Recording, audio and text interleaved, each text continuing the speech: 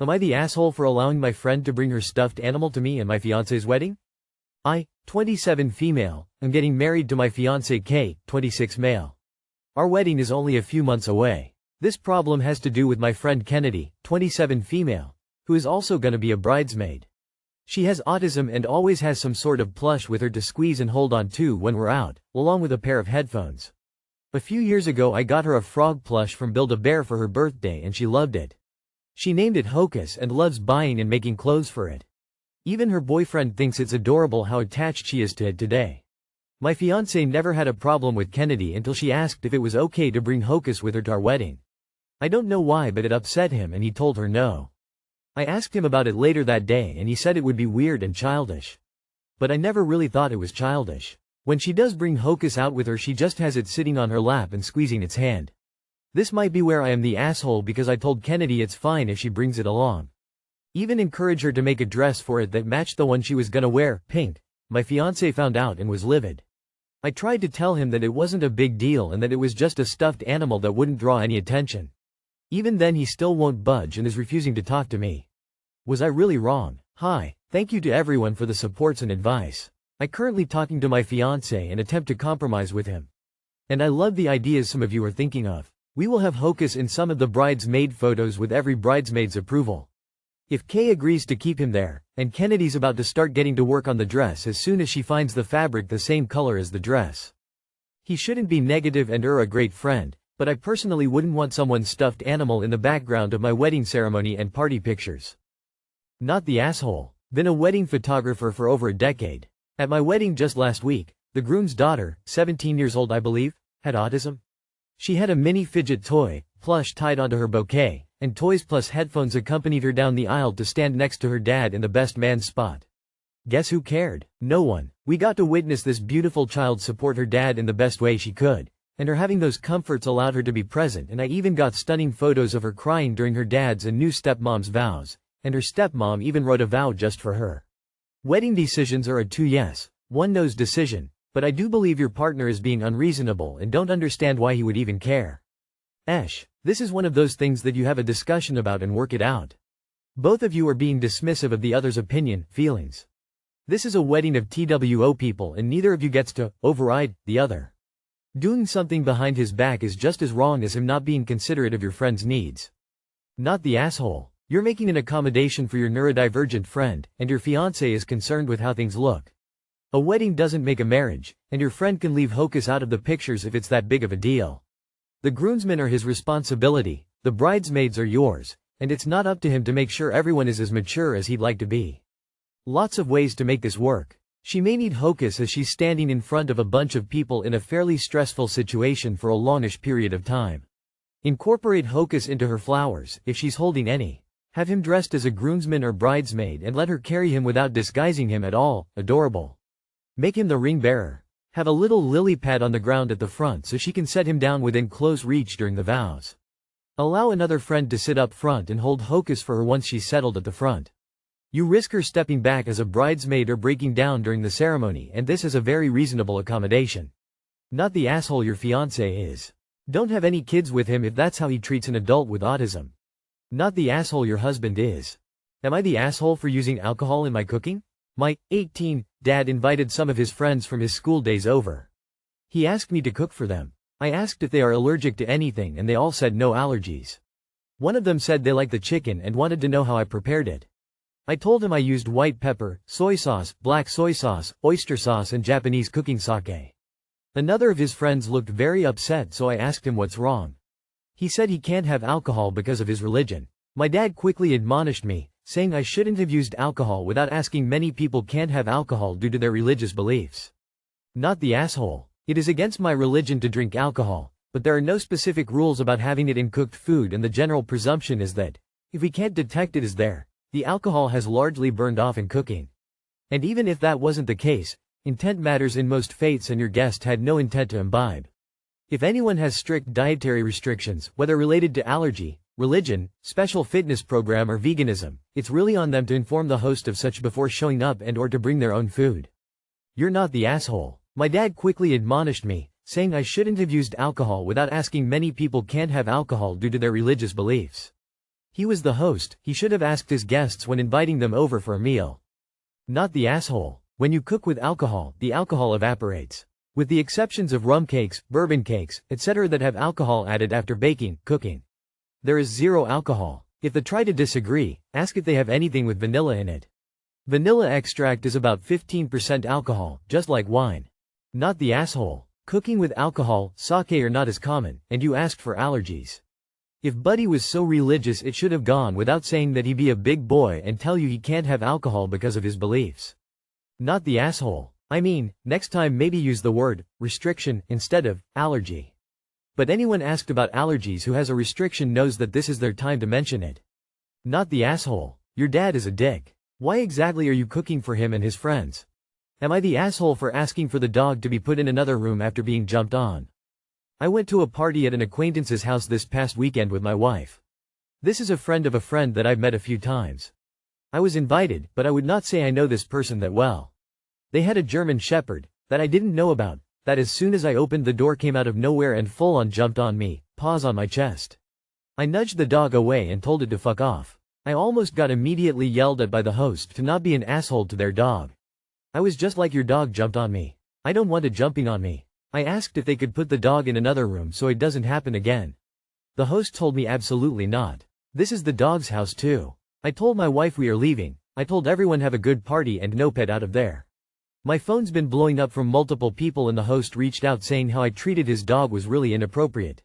I'm still hearing about this 4 days later, which is crazy to me. Am I the asshole? At the end of the day, the dog shouldn't have jumped on you. But a dog hopping up to basically greet someone as they walk into the house. Is it really the worst thing in the world? Having said that, it isn't the dog's fault. Obviously its owners allow this kind of behavior. While you may not necessarily be the asshole in regards to this situation, the way you said you reacted, talk to the host, then your wife, plus the vibe that your post gives off, I'm pretty confident in saying that you're an asshole. I would be appalled and apologetic if my dog did that. We train her to not jump on strangers. Not everyone likes having dog paws on their person and for good reason. The host of the party is in dreamland. Not everyone is in love with your dog the way she is. She is a shitty host with bad manners and expects you to tolerate this behavior. And then she doubles down and instead of apologizing, she tried to berate you. She can go to hell. Not the asshole. Probably an unpopular opinion, but absolutely not the asshole. I have extreme discomfort around dogs, for a variety of reasons. People who expect others to just deal with their dog's lack of training, especially when it's a larger breed, are a huge red flag to me.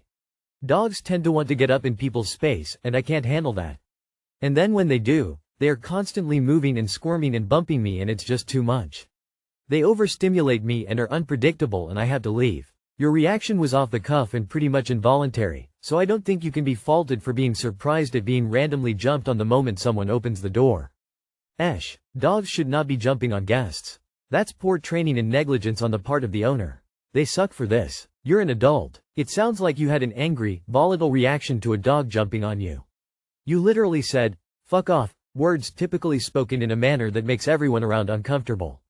Learn to be calm and use your big boy words. Not the asshole. Society needs to make dog owners understand that their little precious angels should not be jumping on people. Ever. It's scary. It's gross. It creates social tension because your only option is to push it off somewhat aggressively, then the owners get pissy. If owners can't keep their dog under control, then the thing shouldn't be around people. Not the asshole. Your response was off the cuff, startled from someone not expecting to be literally face to face with a large animal. Telling it to F off may have offended the owners, but it's not like the dog can tell or care. I don't fault you for asking the dog to be kept elsewhere. Yes, it's the dog's home too, but the owners won't bother to train it, so the chances of having another poor encounter are zero. I love dogs, but I can't stand owners who don't train their dogs, especially large breeds, and smart breeds, like German Shepherd. There's no excuse for that. It's a basic part of having a dog. Plus, you've invited people to your home and want them to be comfortable. A reasonable host should be mortified and apologetic. Am I the asshole for insisting on having a best woman? Throwaway account and fake names because my fiance uses Reddit. I 28 male just proposed to my fiance 26 female Sarah. I have one child from my wife, passed away in 2021 from the virus.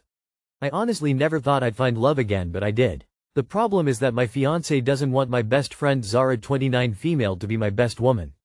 For context, my best friend and I have been friends since we were 7 years old. She and her family moved in next door and we both bonded over not having the best family situations. We've always had quite the sibling bond, and even people who don't know us sometimes mistake us for siblings because of the way we interact. I love Zara like a little sister. She was there for me when my mom passed and when my wife passed in 2021. She used to bring over food for my son and I. She and her then boyfriend and now husband would take him out of the house if I just needed to be alone, and my son adores her. She's been there for me at my worst, and I wanted her to be a part of a new chapter in my life.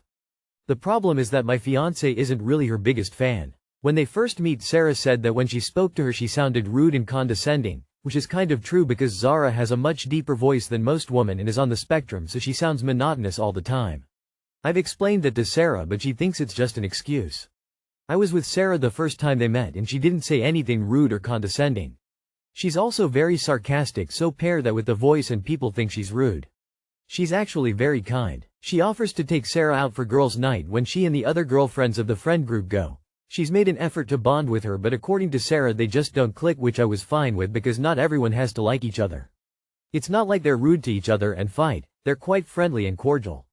Sarah and I were discussing wedding plans the other day and I brought up having Zara as my best woman and Sarah shot down the idea. When I asked why, she said she didn't want Zara to stick out among the other groomsmen.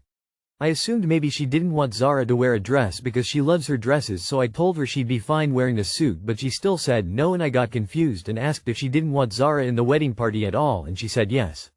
She said she didn't want to give her friends and other people the wrong impression of me, which to me was very childish.